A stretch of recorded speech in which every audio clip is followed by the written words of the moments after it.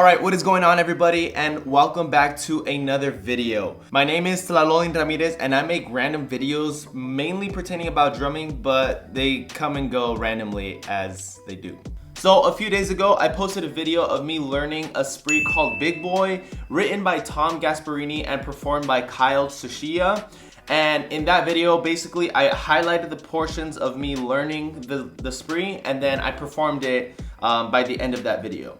Now, the reason I bring it up again today is because I had a few comments in the comment section asking if I can explain my learning process on how I learned it so quickly. And one of them even asked if I actually learned it that quick. Anyways, I wanted to go over my whole learning process in this video. So let's stop wasting time and let's get into the video. The first thing that I want to talk about before we even touch up on the music is there's a really important not necessarily concept, but idea that I think we should learn is that learning stuff while practicing are tools and will help you learn things faster in the future that have similar ideas. Now, what exactly do I mean by this?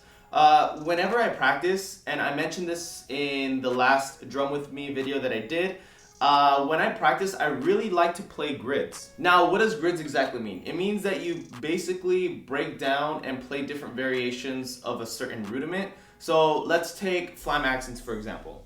So these are flam accents.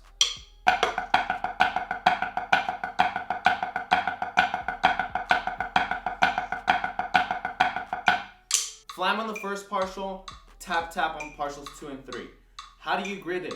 You put one measure with the flam on the first partial, the next measure flam on the second partial, last measure flam on the third partial.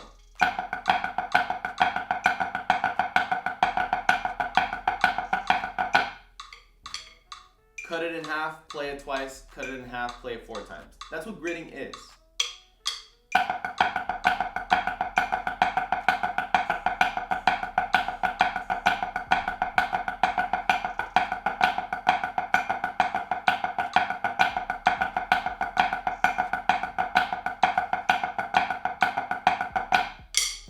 So picking a rudiment and trying to grid it, whether it be flam accents, flam drags, cheeses, flam fives, book reports, any rudiment that you could possibly think of, try to grid it and see where it takes you.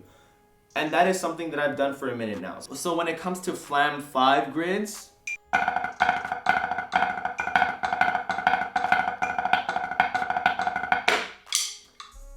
that's something in my arsenal that I have practiced in the past that makes things like the last few measures of Big Boy spree easier to play.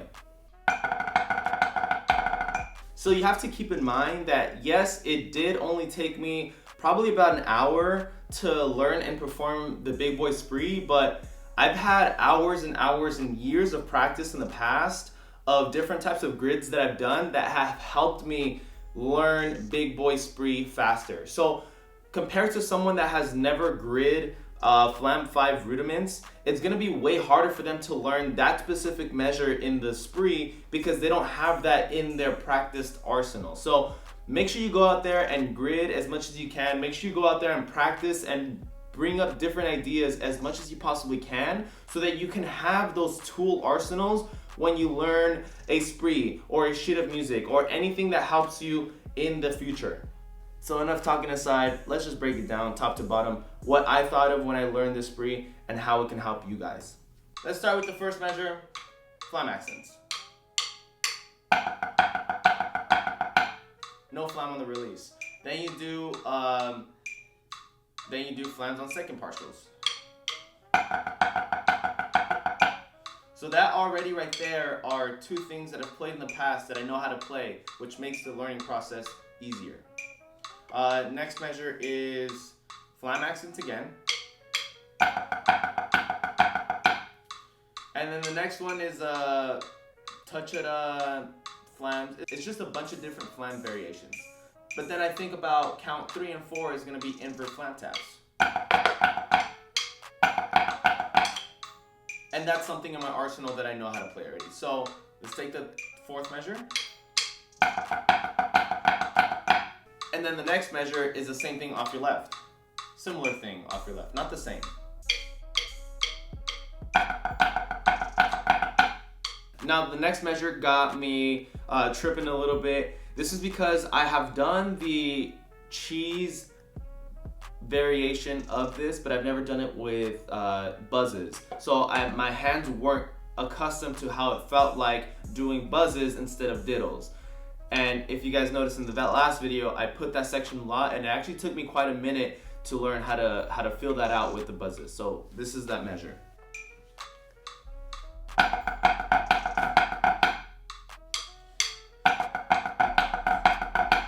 So like I said, this comes from the cheese variations. If you do cheeses and you grit them, this is what you get.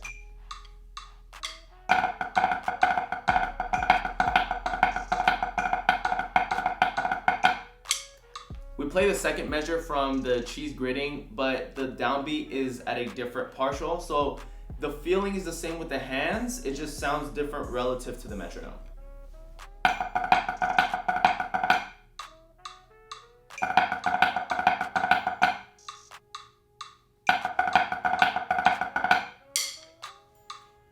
And then instead of diddles, you play buzzes. Oh, and then the next measure is diddle. So let's play the two measures together.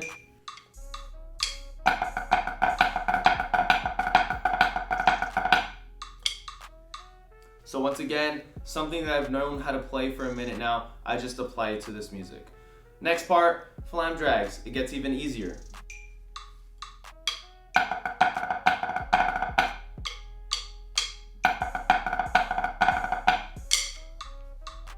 I believe that if you can play the measure prior, you'll be able to play this measure a lot easier. Next part, you get some flam accents with 3/2 and some cheese touchadas, and it gets pretty insane. But one thing that I've also practiced on my free time are, I think these are cheese touchadas. I'm not exactly sure what they're called, but I'm gonna play them for you guys.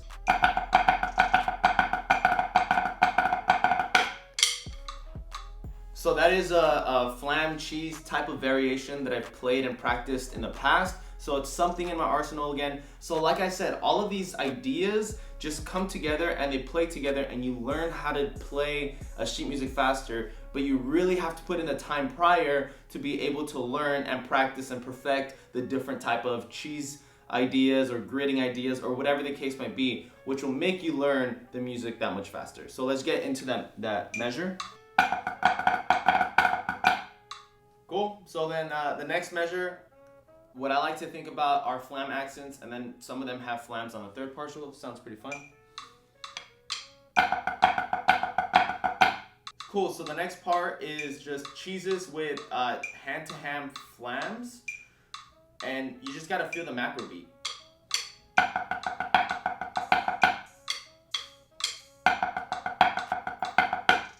And you just add the flams and cheeses.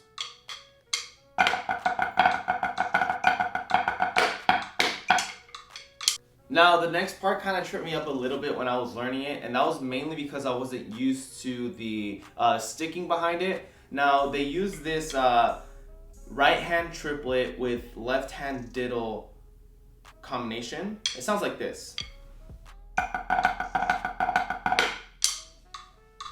Now, I still currently have trouble with this trying to play it, and that's because my left hand is having trouble coming into the third partial with a perfect triplet diddle.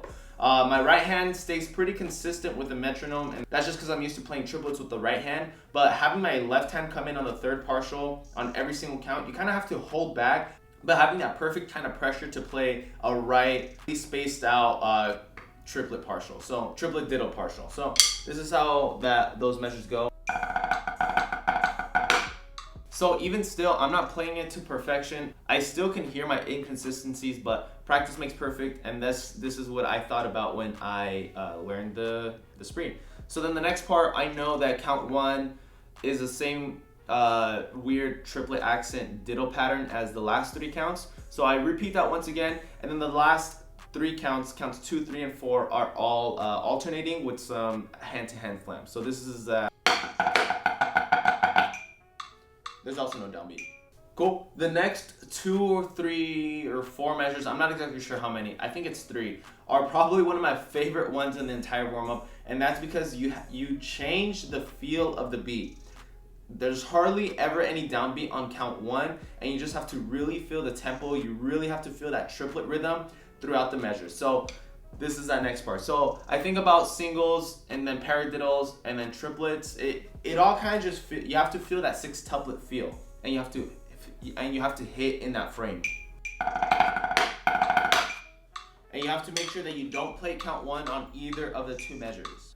Next measure, obviously no count 1, but they're all triplets, and then you have a swing feel for counts 2 and 3, and you end with singles. And I want to remind you guys real quick that I was never taught this form. I don't know what my current tendencies are and how bad I'm playing it relative to the Blue Coats line. I'm just telling you what I mentally went through to learn this warm-up, so just take all of my information with a grain of salt. I'm not perfect at this warm-up by any means, and I've never had the proper instruction to play this as perfectly as can be. So I'm just telling you what I feel and how I learned it as quickly as I did, and I just want to give you guys tips and tricks on how to learn it faster. So the next measure, there is a downbeat on count 1, but it doesn't really feel like count 1. Since you're coming off of singles on the last measure, those singles just continue, and essentially it's an offbeat sextuplet that ends on the second or third partial. So you don't feel count 1, but it is in there. Next part, the last 2 lines of the sheet music are hands down the hardest part of the entire spree. I struggled with trying to learn it for the longest time. Now it gets really tricky, but there are a lot of ideas out there that are really similar. So let's get into it. First one, flam accent. You would assume that it's so hard. The only thing though is that when you finish count 2, the flam accent is once again on the primary hand. So that first measure, the flam accent is on the right hand, and then you finish count 2 on your right hand as well. So your right hand does a little jerking motion to get into count 2. Same thing for the next measure off your left. And if you're not used to the jerking motion, when it comes to a tap accent type of feel, then it can feel a little bit uncomfortable. But on top of having that jerking motion, your right hand, or the dominant hand, which is the left hand on the next measure, goes straight into a flam 5. So you have to get that jerking motion and play a perfect diddle straight into that next count.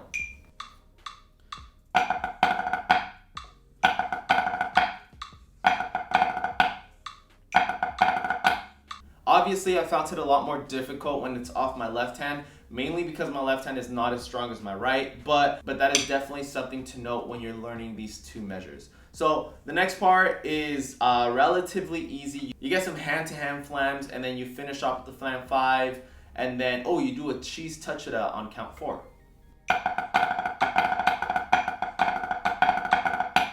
So the last few parts is all different ideas that I've talked about in the past. You get those flam 5 gridding variations, and then you finish off with some paradiddles. 4 of them back to back at this fast tempo is insanely difficult. As you can tell, my face gets all weird just because I'm not used to playing that fast. When you finish releasing that, you get some 3/2. This is something, like I said, that I've played in the past, so I'm used to knowing how this feels.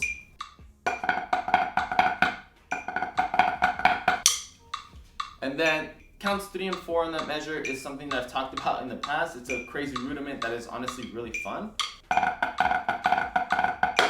So a quick thing to note right there, your right hand plays consistent triplets. That's what I really had to think about when I was playing those last 5 counts.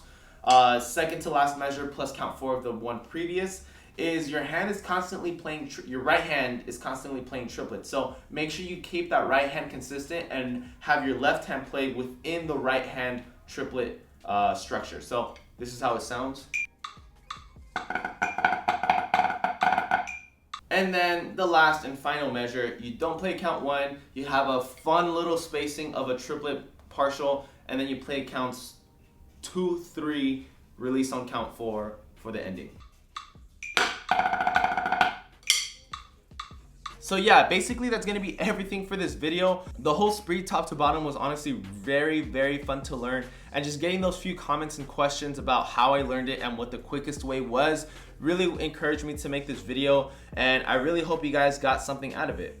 And if you guys did learn something from this video and really appreciate the work that I'm putting into this, make sure you guys give the video a like. It helps the channel a ton. And if you guys want more videos in the future, either pertaining to drumming or about some random stuff, make sure you guys subscribe and hit that bell notification so you guys know when my next video is posted. But yeah, you guys, don't forget, I do have a podcast with me and my friend Dong. We basically talk about nothing, so make sure you guys go give us a listen and a follow. It's honestly a really fun time and it's really entertaining. Also, if you guys want some free stocks, make sure you sign up with Robinhood and Webull down below. They're giving away combined up to 4 free stocks. Some of them can be valued up to $1,400, so make sure you guys go sign up with that below. And also, if you guys want to know what type of equipment I use, from the sticks to the pad to the camera, microphone, all that stuff, I'm gonna be leaving links to those all down below in the description, so make sure you guys go check that out. Like I said, you guys, that's gonna be everything for today. I really hope you guys enjoyed it, so I will see you guys for the next one, and peace out.